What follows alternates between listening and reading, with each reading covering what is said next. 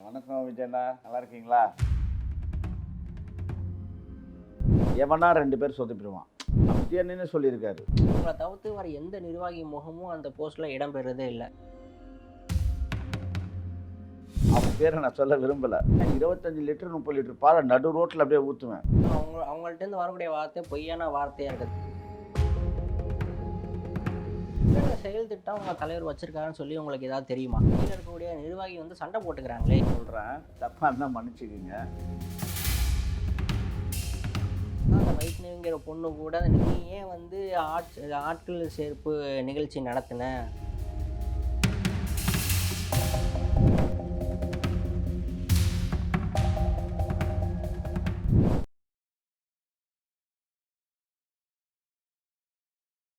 சரி சார், இப்போ கட்சி சார்ந்து நிறையா போஸ்ட்டு, அவுட்லுக் எல்லாமே வெளியாகுது. போஸ்ட்டில் பார்த்தோம் அப்படின்னா, விஜய் சார் அடுத்து புஷி ஆனது. இவங்கள தவிர்த்து வேறு எந்த நிர்வாகி முகமும் அந்த போஸ்ட்டில் இடம்பெறதே இல்ல. என்ன காரணம்? அதுக்கு காரணம் என்னன்னு கேட்டிங்கன்னா, தலைமையில வந்து எல்லாமே பொறுப்பு அவர்ட்ட குடுத்ததுனால, அவரோட ஃபோட்டோ போட்டு தான் பண்ணணும் அப்படின்ற மாரி ஒரு கட்டம் ஓடிட்டுருக்காங்க. Okay sir. 2வது முழுக்க முழுக்க அங்கே யார் பேனர் வைக்கிறாங்களோ அவங்க ஃபோட்டோ, அந்த ஏரியா தலைவர் ஃபோட்டோ இருக்கும். ஆனால் பேசிக்கலாக நம்ம பொதுவாக பார்க்கும்போது, ஒரு மாநில லெவலில் பார்க்கும்போது, அந்தந்த மாவட்ட தலைவர், மாவட்ட செயலாளர், பொருளாளர் ஃபோட்டோ இதெல்லாம் இருக்குது. இவர் ஃபோட்டோ வந்து ஏன் விஜய் சார் ஃபோட்டோவுக்கும் இவருக்கும் டிஃப்ரெண்ட் தெரியுது அப்படின்னா, அது வந்து தலைமையில் அவங்களுக்குள்ள ஒரு அண்டர்ஸ்டாண்டிங் தான். இது இப்படி தான் இருக்கணுன்ற மாதிரி ஒரு கட்டத்தை போட்டு அதுக்குள்ளே வாழ்ந்துட்டு இருக்காங்க நிறைய சரி பேர். சார், அதையும் அந்த போஸ்ட்டில் வந்து பெரியார், அம்பேத்கர் ம். இந்த மாரி முன்னணி இருக்கக்கூடிய தலைவரோட படம் கூட ஒரு சில இடத்துல இடம்பெறதே இல்லையே. ஒரு சி இல்லையே, நிறைய இடத்துல போடுறாங்களா? அவங்க ஃபோட்டோ இல்லாமல் ஒரு போஸ்டர், பேனர் நான் எங்கேயுமே பார்த்ததில்ல எனக்கு தெரிஞ்சு. ம். நம்ம அநியாயத்துக்கு அப்படி சொல்லக்கூடாது, தப்பாயிடும் அது. சரி சார், இப்போது விஜய் கட்சி சார்ந்து அவங்களோட இருக்கக்கூடிய நிர்வாகியாக இருக்கட்டும், விஜய் சாராக இருக்கட்டும் நிறைய நிகழ்ச்சி பண்ணுறாங்க, நிறைய நல்லது பண்ணுறாங்க. ஆனால் குறிப்பிட்டு ஒரு சிலரை தவிர்த்து பாக்கி எதுவுமே தெரியாமல் மறைமுகமாக இருக்குது. அதையும் வெளிக்கொண்டு வர மாட்டீங்க. அதாவது என்னன்னு கேட்டிங்கன்னா, அதுக்கு வந்து தொழில் ரீதியா பார்த்தீங்கன்னா, ஒரு சில பேர்ட்ட வந்து பண்ணக்கூடிய அந்த சக்தி இருக்கும், பலம் இருக்கும், நல்ல ஆர்வம் இருக்கும், பண்ணுவாங்க.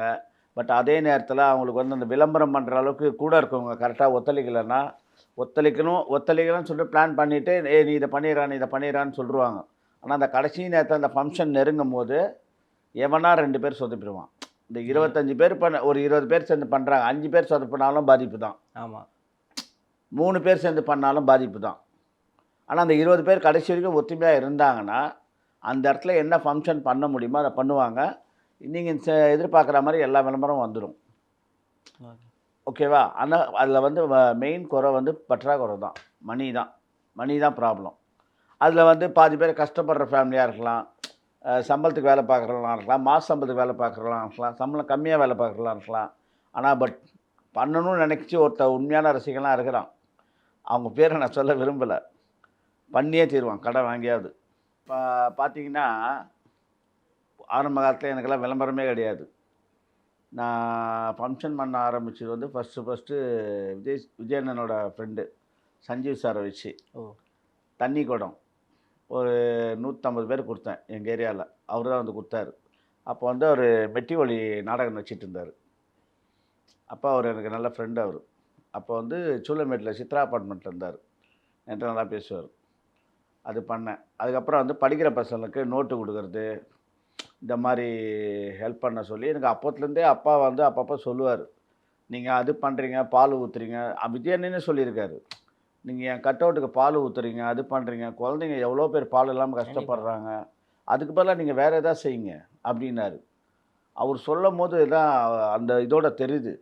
அதுக்கு முன்னாடிலாம் 25 லிட்டர் 30 லிட்டர் பால நடு ரோட்ல அப்படியே ஊத்துவேன். கமலா தியேட்டர்ல யூத் படத்துக்கு.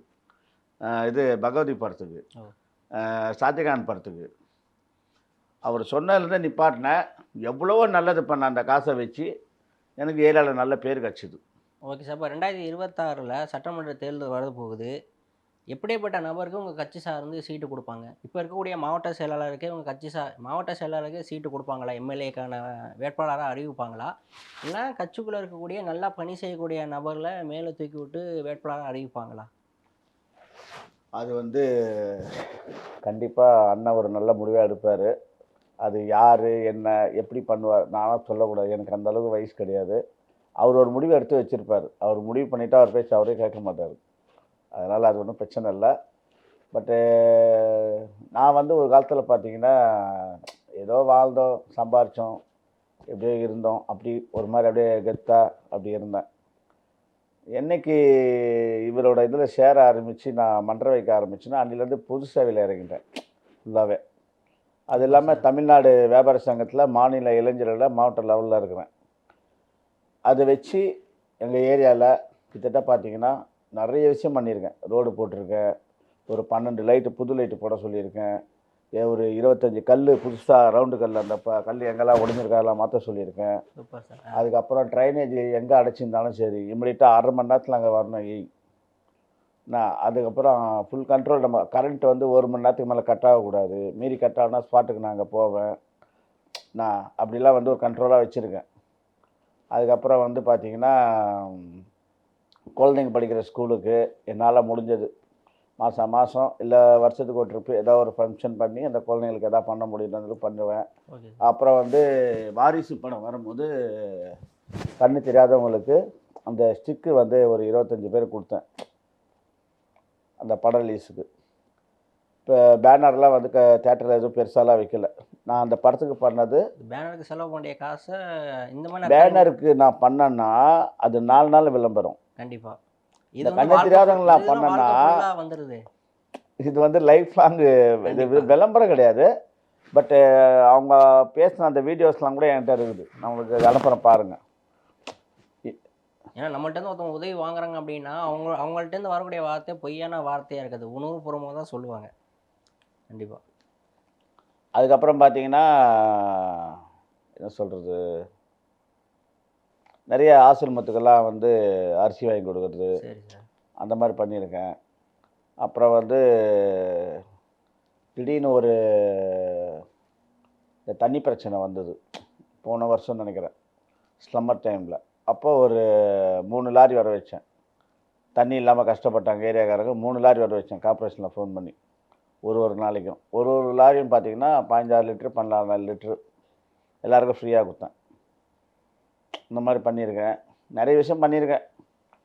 என்னால் முடியாதுன்னு எதுவும் சொல்லவே மாட்டேன். கண்டிப்பாக.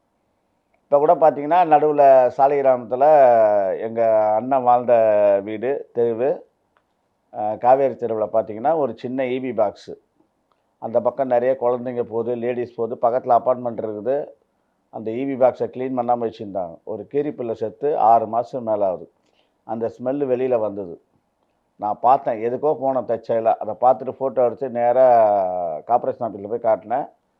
உங்களுக்கு ஃபோன் வருங்க அப்படின்னாங்க. எனக்கு 2 நாளில் அதை க்ளீன் பண்ணணும் அப்படின்னு சொன்னேன். அப்புறம் எம்எல்ஏ ஆஃபீஸ்லேருந்து எனக்கு ஃபோன் வந்தது. இந்த மாதிரி தமிழ்நாடு வியாபார சங்கத்துலேருந்து பேசுகிறேன் அப்படின்னு சொன்னேன். நாளைக்கு வந்துடுவாங்க சார் அப்படின்னாங்க. அப்புறம் ஏஐ வந்தாப்புல என் முன்னாடியே க்ளீன் பண்ணி அந்த பாக்ஸை க்ளோஸ் பண்ணிட்டார் அந்த கீரிப்பிள்ளை எடுத்துகிட்டு. ஏன்னா இது வந்து இந்த ஒரு வாய்ப்பு எனக்கு கிடச்சதே வந்து இவர் கூட மன்றம் வச்சு நட்பண்ணி ஆரம்பித்து கண்டிப்பாக. இதிலேருந்து என்னை வியாபார சங்கத்தில் கூப்பிட்டாங்க. அவர் வந்து எனக்கு ஃப்ரெண்டு தான்.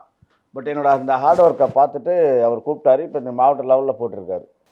இப்போ நான் எப்படி இத்தனை வருஷமாக கஷ்டப்பட்டு எங்கள் அண்ணனுக்காக உழைச்சி மேலே வந்து அவரும் கொஞ்சம் நல்லா ஒரு வேறு லெவலில் மாறிட்டார். என்ன மாதிரியே நிறைய பேர் இந்த இதில் அண்ணனுக்காக உழைச்சிருக்காங்க.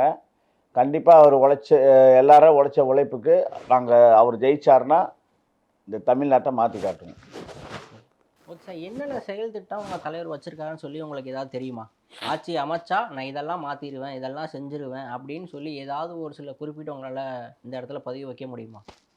இப்போதைக்கு எனக்கு அதை பற்றி எனக்கு பெருசாக ஐடியா இல்லை. பட் ஆனால் இது வரைக்கும் பண்ணவங்கள தவிர்த்து இவர் பண்ணுறது கொஞ்சம் புதுசாக இருக்கும். புதுசாக எப்படி சார் பண்ணுவார். இப்போ உங்கள் மனசில் என்ன இருக்குன்னு எனக்கு தெரியாது, கண்டிப்பாக. என் மனசில் என்ன இருக்குன்னு உங்களுக்கு தெரியாது. அது மாதிரி தான் இங்கே யார் மனசையும் யாரும் புரிஞ்சிக்க முடியாது. பட் இருந்தாலும் விஜய் சார் குடும்பத்தோட நெருங்கிய நண்பராக இருக்கக்கூடிய அதனால தான் உங்கள்கிட்ட அந்த வார்த்தையை முன் வைக்கிறேன். ஏன்னா 3ஆம் மனுஷன் கேட்டுற முடியுமா? உன் மனசில் என்ன இருக்குன்னு என்னால் சொல்ல முடியாது. ஆனால் அந்த குடும்பத்தோட யார் நெருக்கத்தில் இருக்கா? அதனால தான் உங்கள்கிட்ட கேட்டேன். அதாவது இந்த இப்படி கேட்டதுக்காக நான் ஒன்று சொல்கிறேன், தப்பாக இருந்தால் மன்னிச்சுக்குங்க. தன்னோட தாய் ஆசைப்பட்டாரதுக்காக கொரட்டூரில் அவ்வளோ பெரிய பாபா கோயில் கட்டி கொடுத்துருக்காரு. ஓ. தாய்க்காக. அதை பார்த்து நிறைய மகன்கள், நிறைய பிள்ளைங்க அவங்க அவங்க அப்பா அம்மாவுக்கு அவர் பெரிய கோயில் கட்டினார். அட்லீஸ்ட் நம்ம ஏதாவது பண்ணுமே சொல்லிட்டு இப்போ நிறைய பேர் அவங்க அப்பா அம்மாக்கெல்லாம் நிறைய நல்லது பண்ணுறாங்க. அதுக்கு வந்து அவர் முன்னோரமாக இருக்கார். அது ஒரு பெரிய விஷயம். ரெண்டாவது வந்து எல்லாரையுமே வந்து அப்பாவை அப்பாவை பார்க்குறாரு, அம்மாவை அம்மாவை பார்க்குறாரு, தங்கச்சி தங்கச்சியாக பார்க்குறாரு. ஆனால் இதுக்கு முன்னாடி இந்த அரசியல்வாதிகள்லாம் எப்படி பார்த்தாங்கன்னா வெறும் ஓட்டாக தான் பார்த்தாங்க. இவர் அப்படி பார்க்கல, ஓட்டாக பார்க்கல, எல்லாம் என்னோடய குடும்பமும் பார்க்குறாரு. தலைமை கரெக்டாக இருக்குது சார். ஆனால் கீழே இருக்கக்கூடிய நிர்வாகி வந்து சண்டை போட்டுக்கிறாங்களே. இப்போ ரீசெண்டாக கூட ஒரு முந்தானத்து ஒரு நியூஸ் நம்ம பார்க்கும்போது என்ன வருது அப்படின்னா, ஒரு மாவட்ட நிர்வாகத்தில் இருக்கக்கூடிய நிர்வாகிக்கும் அவர் கீழே இருக்கக்கூடிய நிர்வாகிக்குமே போட்டி வருது. எதுக்காக அப்படின்னா, கட்சிக்கு ஆட்கள் சேர்க்கும்போது என்னோட அனுமதியும் இல்லாமல் என்னோட எந்த ஒரு கடிதம் வாங்காமல் நீ எப்படி கட்சிக்கு ஆள் சேர்ப்ப அப்படின்னு. இது ஏன் போட்டினா, நான் இல்லாமல் நீ ஏன் நிகழ்ச்சி நடத்துகிறேன்னு சொல்லி மாவட்ட செயலாளர் இன்னொரு ஆளை வந்து கண்டிக்கிறாரு. அது கூட இல்லை நியூஸ்ல ரொம்ப மாவட்ட வைரலாக போச்சு. செயலாளர்னு சொல்கிறீங்க, எந்த ஏரியா அது?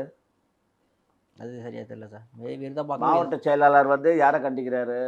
அவர் கீழே இருக்கக்கூடிய இன்னொரு நிர்வாகிய எதுக்கு, என்னன்னு எதுக்காக கண்டிக்கிறாரு? என்கிட்ட சொல்லாம நீ ஏன் வந்து ஆட்கள் சேர்ப்பு நிகழ்ச்சி நடத்தின, உன் தலைமையில் எப்படி இத்தனை பேர் நீ சேர்த்த கட்சியில் என்கிட்ட தகவல் கொடுத்தியா அது அப்படின்னு. நல்ல விஷயம் தானேங்க. ம். அது நல்ல விஷயம் தானே.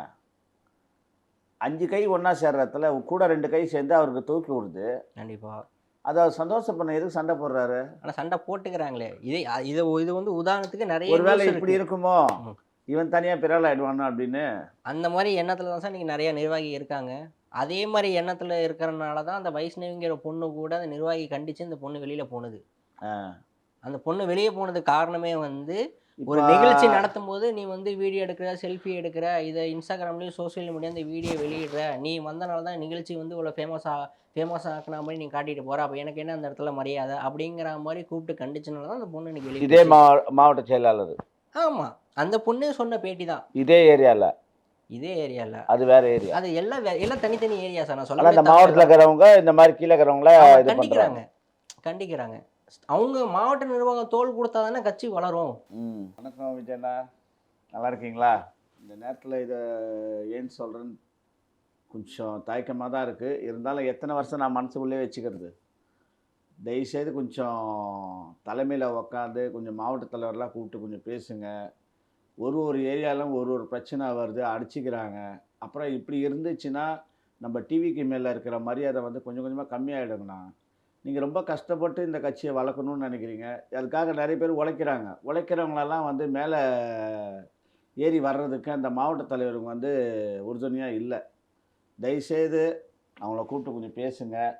எங்களை மாதிரி நிறைய பேர் கஷ்டப்படுறாங்கண்ணா. நானே வந்து ரொம்ப வருஷமாக இருக்கிறேன். கிட்டத்தட்ட என்னோடய நம்பர் பார்த்தீங்கன்னா 2010 சூளைமேடு பெரியார் பாதை. தயவுசெய்து தலைமையில் உக்காந்து ஏன் லேடிஸ்லாம் அப்படி நம்மளை விட்டு போகிறாங்க, ஏன் சின்ன சின்ன பசங்களாம் போகிறாங்க, ஏன் பழைய ஆளுங்களாம் உழைச்சவங்களாம் வெளியில் போகிறாங்க, இதெல்லாம் தயவுசெய்து கொஞ்சம் பாருங்கண்ணா. தம்பி ஏதாவது தப்பாக பேசினா மன்னிச்சிங்க. சரி சார், இவ்வளோ நேரம் கேட்ட கேள்விக்கு அழகான முறையில் ஒரு பொன் சிரிப்போட பதில் கொடுத்தீங்க. எப்படிப்பட்ட கேள்வி கேட்டாலும் நல்ல ஒரு பதில் இருந்தது. ஸோ உங்களை மாதிரி உங்கள் கட்சி சார்ந்து எத்தனையோ நபர்கள் என்ன பண்ணியிருப்பாங்க, டிவிக்கே ஆட்சி அமைக்கணும், பொதுமக்களோட எண்ணமும் அதுதான், விஜய் வந்து ஆட்சி அமைக்கணும் அப்படின்னு. ஸோ அந்த இடத்துல இதுக்கு மிகப்பெரிய ஒரு வாழ்த்துக்கள் நம்ம தெரிவிச்சுக்கிறோம். நான் கேட்கக்கூடிய கேள்விக்கு நல்ல ஒரு பதில் கொடுத்தது மட்டும் இல்லாமல் எல்லா கட்சியும் இல்லாமல் எங்கள்கிட்டையும் ஒரு சில குறைபாடு இருக்குதுன்னு சொல்லி அந்த உண்மைத்தன்மையை அழகான முறையில் சொன்னீங்க. எங்கள்கிட்டையும் குறைபாடு இருக்குது, நாங்கள் மாற்றிப்போம் அப்படின்னு. இந்த உண்மைத்தன்மை தான் மக்கள் வந்து எதிர்பார்க்குறாங்க. இதே மாதிரி இருந்தீங்க அப்படின்னா 2024 கண்டிப்பாக உங்களால் ஆட்சி அமைக்க முடியும். நன்றி. வணக்கம்.